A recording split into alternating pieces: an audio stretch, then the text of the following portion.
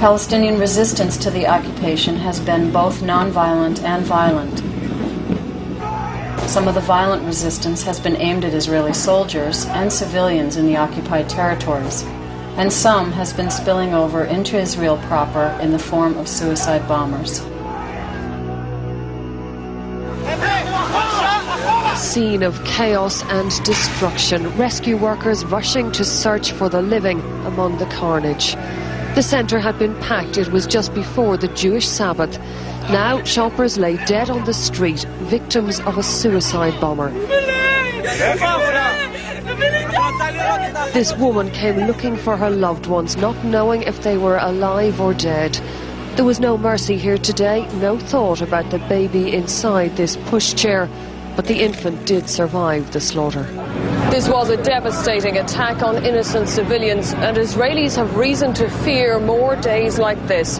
Islamic extremists say they have other suicide bombers who are ready and waiting to do just what this one did.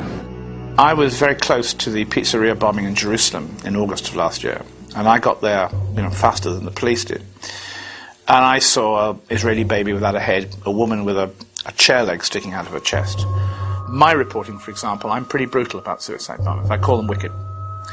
And I say that, I use the word. But I also make a point of saying, why? When you have a population that is being occupied, when their fundamental human rights are being systematically denied,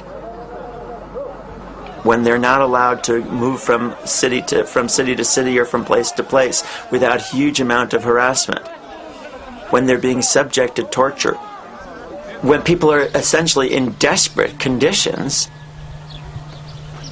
it's not a surprise that they're going to be very, very, very angry.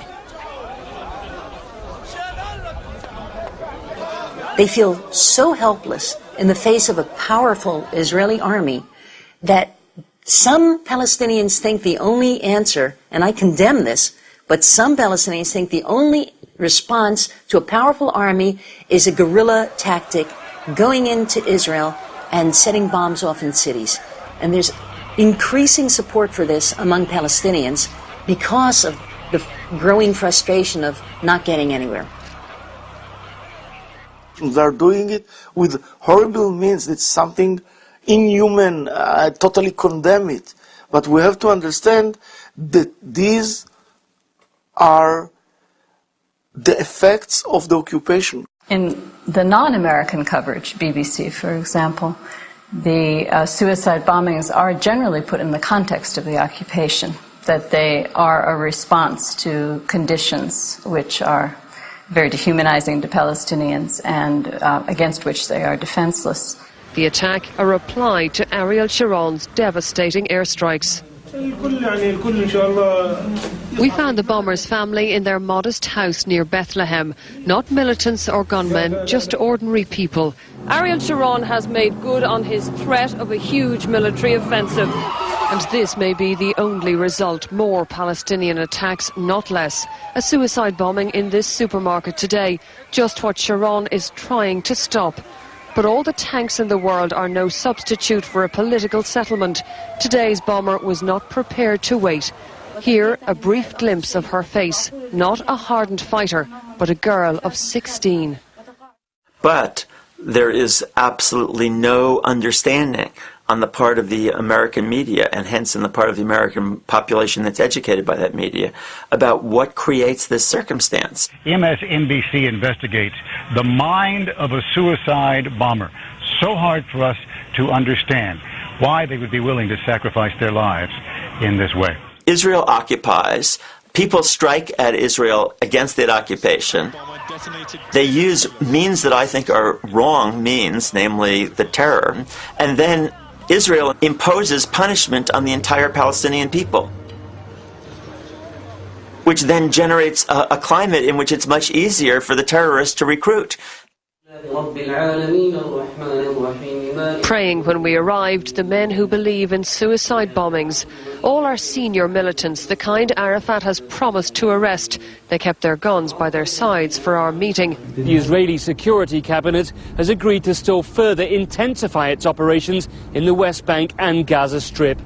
It's difficult to see, though, how such a move can fail to provoke still more Palestinian attacks. In contrast to the international press, in American media, there's a reversal of cause and effect in that the occupation is framed as a response to suicide bombings. The Israelis moved into the occupied territories to root out the suicide bombers. The Israelis are now stationed in force all over the West Bank, their iron grip designed to prevent suicide bombers getting through.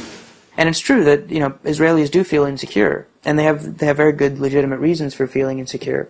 But overwhelmingly, reporters will see the source of the insecurity they feel as Palestinian hatred is a word that you see all the time. That this conflict isn't motivated by a struggle over power or over land or territory, but simply by Palestinian hatred. A Palestinian man emerged from a taxi on a busy shopping street in downtown Jerusalem with a machine gun in his hands and hate in his eyes. If the occupation is invisible, as it's been rendered by how the United States government looks at this and how that's echoed in the media in many cases, then the reason for the frustration seems nonsensical, and therefore they're just inherently upset people or violent people and so on. It's either in their genes or in their culture. Neither the best intention of the Saudis nor the power of the Israelis could stop another young zealot willing to die so he could kill Jews on Passover. It's spun in such a way so as to justify Israeli occupation. Israeli soldiers say their actions are justified. They use suicide bombers, he said. We use tanks. Yes, Israelis are being shot at and killed. And so yes, Israel does have real defense needs. At the same time, defense in Israel in particular has become this mantra. And once people hear the word defense, they stop thinking. And so all too often, anything can be called defense and then justified. Israeli bulldozers and tanks moved into the refugee camp at 2 in the morning. 2 hours later, 54 Palestinian homes had been flattened. The raid was widely seen as retaliation for the deaths of 4 Israeli soldiers yesterday. Israel is always cast itself, and is always cast by the media, as reactive, as simply responding to Palestinian aggression. Israel strikes back against terror. Israel retaliates. Israel responds. Palestinians attack. Israel retaliates. A day of Palestinian attacks and Israeli retaliation. Israel resumed its retaliation. Violence could escalate over the coming days as Israel retaliates. Calling Palestinian actions attacks and Israeli actions retaliation is meaningful. Retaliation suggests a defensive stance in response to violence initiated by someone else. It places a responsibility for the violence on the party provoking the retaliation. In other words, Palestinian violence, like suicide bombings, is seen as aggression and thus as the cause and the origin of the conflict. Since the September 11th attacks on the U.S., Israel's PR strategy has been to frame all Palestinian actions, violent or not, as terrorism. To the extent that they can do that, they've repackaged an illegal military occupation as part of America's war on terrorism. This is Israel's war on terrorism. F-16s hit a Palestinian police station in the Gaza Strip this morning. The case the Israelis are trying to make, this is no different than what the U.S. is doing in Afghanistan.